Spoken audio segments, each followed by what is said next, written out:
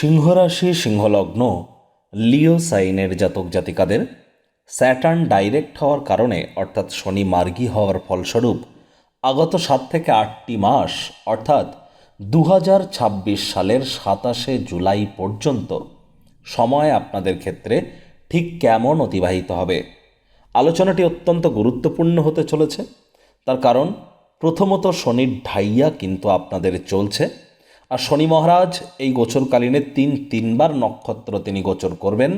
আর বর্তমানে আপনাদের রাশিতে কিন্তু কেতুর অবস্থান এবং রাহুর দৃষ্টিও কিন্তু আমরা পরিলক্ষিত করছি। একই সাথে আবার বৃহস্পতি সুদীর্ঘ 12 বছর পর অতিচারী উচ্চস্থ মার্গী হওয়া সত্ত্বেও তিনি কিন্তু এই শনির গোচরকালীন সময়েই দুবার রাশি পরিবর্তন করবে বৃহস্পতি। তাহলে স্কিপ না করে পুরোটাই শুনুন যদি ভিডিওটির প্রকৃত মর্মার্থ আপনারা উপলব্ধি করতে চান। পরিশেষে যেমন প্রতিকার নিয়ে আলোচনায় থাকি তেমনটি তো আছি। আলোচনাটি ইন জেনারেল হবে, অর্থাৎ এই পৃথিবীতে যতজন সিংহরাশির জাতক জাতিকা আছেন আলোচনাটি তাদের প্রত্যেকের জন্য।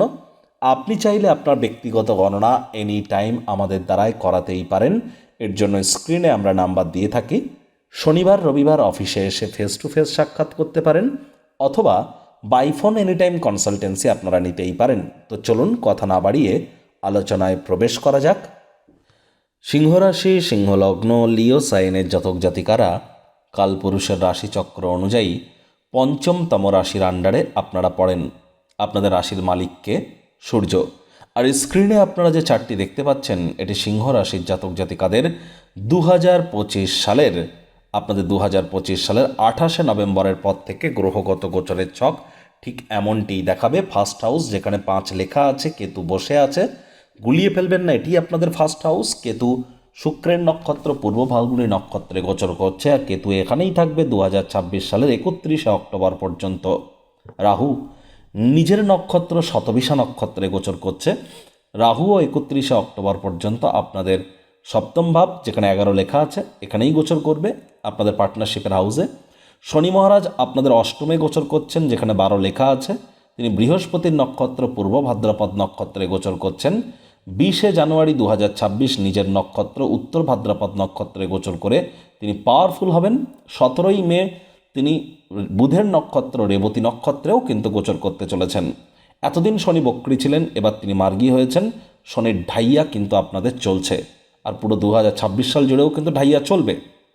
গুরু বৃহস্পতি নিজের নক্ষত্র পুনর্বসু নক্ষত্রে অতিচারী উচ্চস্থ এবং মার্গী হয়েছেন। 5ই ডিসেম্বর 2025-এর 5ই ডিসেম্বর তিনি রাশি পরিবর্তন করে আপনাদের এক ঘর ব্যাকে এসে লাভভাবে গোচর করে যাবেন। সেখানেই তিনি থাকবেন 2রা জুন পর্যন্ত 2026-এর। তারপর আবার তিনি আপনাদের মোক্ষের ঘর বা ব্যয়ের ভাবে গোচর করে যাবেন। শনি মহারাজ কর্মফলদাতা, ন্যায়াধীশ, দণ্ডাধিকারী। তাহলে কর্মফলদাতা শনি মহারাজ, তাহলে কর্ম করবেন তবেই কিন্তু কর্মের ফল পাবেন। ওই কোনো প্রকার যে আপনারা ঝাড় ফুঁক তুক থাক বা তাবিজ কবচ মাদুলি জেমস্টোন শিকড় বাকড় এসব পরে কিন্তু শনি মহারাজকে সন্তুষ্ট করা সম্ভব নয়, কারণ তিনি কর্মফলদাতা। কর্মান্নিয়ে বাধিকারস্তে মা ফলে সুকদাচনা মা কর্মফল হেতু ভূর্মা তে সঙ্গহস্ত কর্মাণী, মাথায় রাখতে হবে। আর দেখুন শনি মহারাজ একজন দেবতা হওয়া সত্ত্বেও বৈদিক জ্যোতিষ পরাশর বলুন বা ভৃগুনন্দিতে বলুন সকল ক্ষেত্রেই কিন্তু তাকে নেগেটিভ প্ল্যানেট হিসাবেই আখ্যা দেওয়া হয়েছে। আবার যদি লাল কিতাব দেখেন সেখানে পণ্ডিত রূপচাঁদ যোশীজিও কিন্তু শনি রাহু কেতুকে নেগেটিভ প্ল্যানেট বলছেন। আর শনি এতদিন রেট্রোগ্রেড ছিল, বক্রী ছিল, নেগেটিভ প্ল্যানেট, তাহলে নেগেটিভিটি একটু বেড়েছিল। সিংহ রাশির জাতক জাতিকাদের ক্ষেত্রে বিগত 6-7 মাস আপনারা হয়তো আমি যে কয়েকটি জিনিস বলতে চলেছি এর মধ্যে কিছু কিছু হয়তো পরিলক্ষিত করেছেন। অনেকের হয়তো শরীরে চোট আঘাত লেগেছে, অনেকের পৈতৃক সম্পত্তি সংক্রান্ত কোনো না কোনো নেগেটিভ নিউজ প্রাপ্তি হয়েছে, অনেকের ক্ষেত্রে শ্বশুর বাড়ির তরফ থেকে কোনো নেগেটিভ নিউজ প্রাপ্তি করেছেন। স্বামী স্ত্রী আপনাদের হয়তো সম্পর্কের অবনতি হয়েছিল। আবার আপনাদের মধ্যে অনেকেই কর্মস্থানে নিজের যোগ্যতা অনুযায়ী আপনি সঠিক ফলাফল প্রাপ্তি করেননি, বা আপনার করা কর্মের কৃতিত্ব অন্য কেউ নিয়ে চলে গিয়েছে, বা আপনার বিরুদ্ধে কর্মক্ষেত্রে কিন্তু চক্রান্ত ষড়যন্ত্র পর্যন্ত হতে পারে। আবার আপনাদের মধ্যে অনেকেরই পরিবার পরিজন নিকটস্থানীয় ব্যক্তিবর্গ বন্ধু স্বজনদের সাথে সম্পর্কের অবনতি হওয়া, তাদেরকে সন্তুষ্ট করে উঠতে না পারা, ব্যাংকের ব্যালেন্সে ঘাটতি পড়া, শব্দ চয়নের কারণে অনেকের সাথে সম্পর্কের অবনতি হওয়া, এগুলিও অনেকে পরিলক্ষিত করেছেন। অনেকের আবার পেটের সমস্যা, বদহজমের প্রবলেম, প্রেমের জীবনে বাধা বিপত্তি, ফুড পয়জনিং, লুজ মোশন বা গ্যাস গ্যাস বুক জ্বালা করা ভাব, গলা জ্বালা করা ভাব, এগুলি হয়তো আপনারা পরিলক্ষিত করেছেন। দাম্পত্য জীবনে অনেকের কলহ বৃদ্ধি পেয়েছে, অনেক বিজনেসম্যানেরা প্রত্যাশামাফিক ফলাফল পাননি, আনসার্টেন কোনো ফিয়ার হয়তো আপনাদের মধ্যে কাজ করছিল। তবে এবার কিন্তু আপনারা এই সমস্ত ক্ষেত্র থেকে কিছুটা হলেও রিলিফ কিন্তু প্রাপ্তি করতে চলেছেন।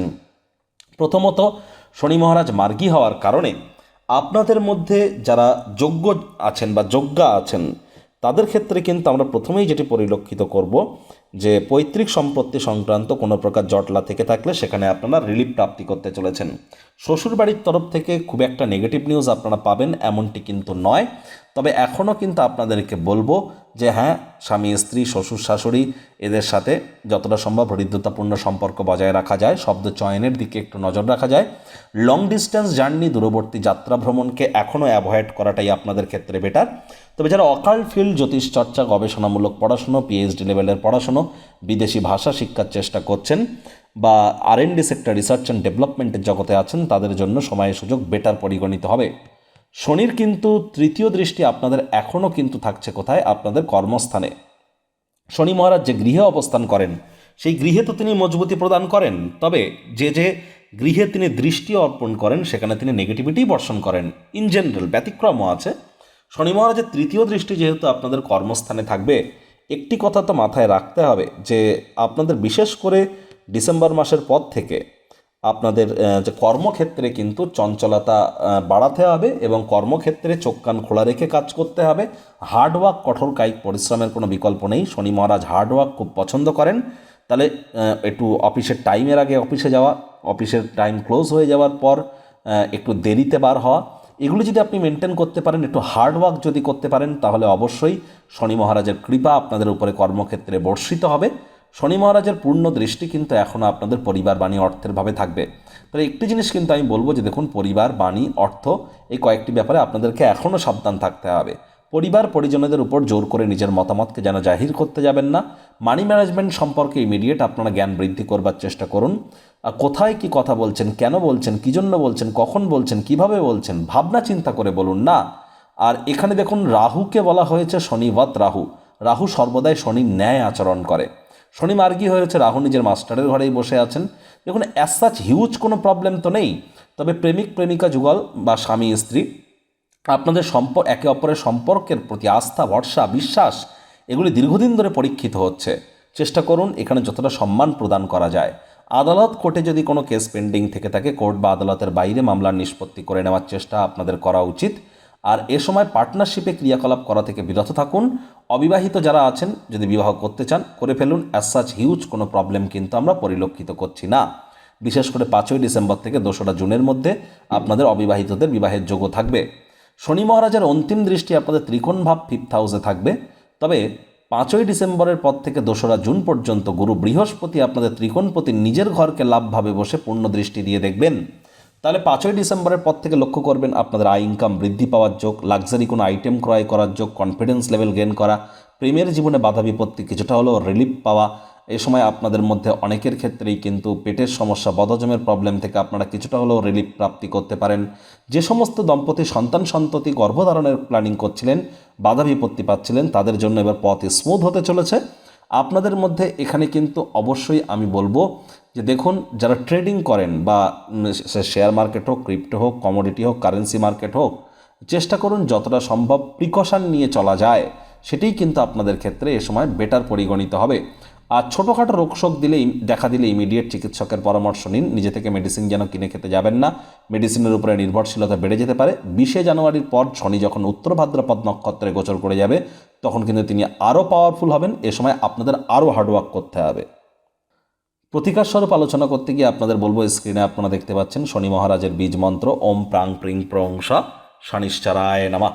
এটি প্রত্যেক দিন সন্ধ্যাবেলা করে 108 বার করে জপ করুন না, অত্যন্ত উপকৃত হবেন। আর শনি মহারাজের অ্যাকচুয়ালি তো কোনো রেমেডি হয় না, কারণ তিনি তো কর্মফলদাতা। তৎসত্ত্বেও বলবো ওই আপনারা শনিবার করে সরিষার তেল বেগুন খাবেন না, শনিবার করে সরিষার তেল বেগুন লবণ লোহা এগুলি কিনবেন না, আর শনিবার করে সাদা রঙের বস্ত্র পরিধান করা থেকে বিরত থাকুন। চেষ্টা করুন যতটা সম্ভব যারা লেবার সম্প্রদায়, শ্রমিক সম্প্রদায় এবং সিনিয়র সিটিজেন বয়োজ্যেষ্ঠ মানুষ তাদের সাথে হৃদ্যতাপূর্ণ সম্পর্ক বজায় রাখা, তাদের একটু কাজে আসার, কারণ এনারা শনি মহারাজকে রিপ্রেজেন্ট করে থাকেন। আর একই সাথে বলবো শনির ঢাইয়া যেহেতু আপনাদের চলছে, ধর্মপ্রাণ কর্মনিষ্ঠ মাতৃভক্ত হন, বাসি খাদ্য খাবার খাবেন না, আশপাশ পরিষ্কার পরিচ্ছন্ন রাখুন, হাইজিন মেনটেন করে চলুন, আর টাইম বাউন্ডিং হয়ে চলুন। এগুলি করতে পারলে আপনার জন্মছকে শনি যেমন পজিশনেই থাকুক না কেন আপনারা দুর্দান্ত পরিণাম পাবেন, কারণ দিনের শেষে তিনি কর্মফলদাতা। যাদের ড্রাইভার নাম্বার, কন্ডাক্টর নাম্বার বা নেম নাম্বারের মধ্যে 4, 7 বা 8 আসছে, 4 মানে রাহু, 7 মানে কেতু, 8 মানে শনি, অ্যাজ পার নিউমারোলজি বা সংখ্যাতত্ত্ববিদ্যা। এবার বুঝবেন কি করে? গুগলে যান, গুগলে গিয়ে আপনারা আপনাদের ড্রাইভার কন্ডাক্টর ক্যালকুলেটর লিখে সার্চ করুন, ড্রাইভার কন্ডাক্টর ক্যালকুলেটর। যে কোনো একটু ওয়েবসাইট ওপেন করে নিজেদের ডেট অফ বার্থ বসিয়ে ড্রাইভার কন্ডাক্টর নাম্বার ক্যালকুলেট করে নিন।